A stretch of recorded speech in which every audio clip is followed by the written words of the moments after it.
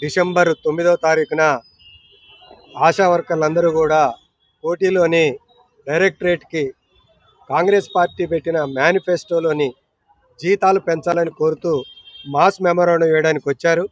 ఆ రోజు mass memorandum వేయడానికి పోలీసులు సహకరించకుండా, పోలీసులు అప్రజాస్వామికంగా మహిళలు అనేది కూడా చూడకుండా విపరీతమైన దాడులు చేశారు.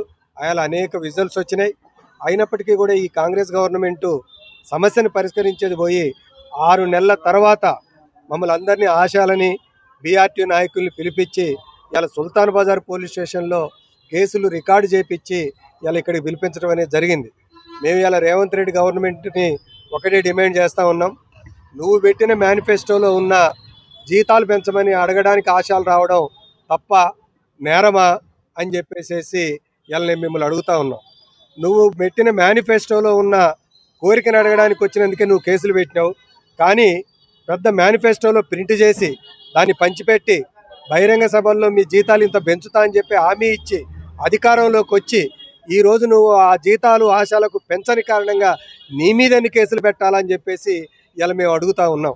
అందుకే రేవంత్ రెడ్డి గారు ఆశాల సమస్యలు పరిష్కరించకుండా, వాళ్ళ జీతాలు నువ్వు మేనిఫెస్టోలో పెట్టినట్టు 18,000 ఇవ్వకుండా ఇలా నువ్వు కేసులతోటి ఆశాలని ఇవాళ ఆందోళన చేయకుండా ఆపాలని ప్రయత్నం చేయడం నీ అవివేకం అవుతుంది, మూర్ఖత్వం అవుతుంది. దీనికన్నా ఇంకా పెద్ద ఎత్తున రాబోయే కాలంలో మేనిఫెస్టోలో పెట్టిన జీతాలు పెంచాలని కోరుతూ ఆశాలు ఆందోళన చేస్తారని బరాబర్ చెప్తా ఉన్నాం. ఈ కేసులకు భయపడేది లేదు. ఇంకొంచెం వేగవంతంగా మేము ఆందోళన చేస్తాం. ఆశాలారా మీరందరూ కూడా మీరు సిద్ధంగా ఉండండి. ఈ కేసులకు మనం భయపడొద్దు. వెనక్కి తగ్గేదే లేదు, పోరాడితే పోయేది లేదు. మనకు తప్పకుండా జీతాలే పెరుగుతాయి అని చెప్పేసి మీ విజ్ఞప్తి చేస్తూ ఉన్నా. జై తెలంగాణ.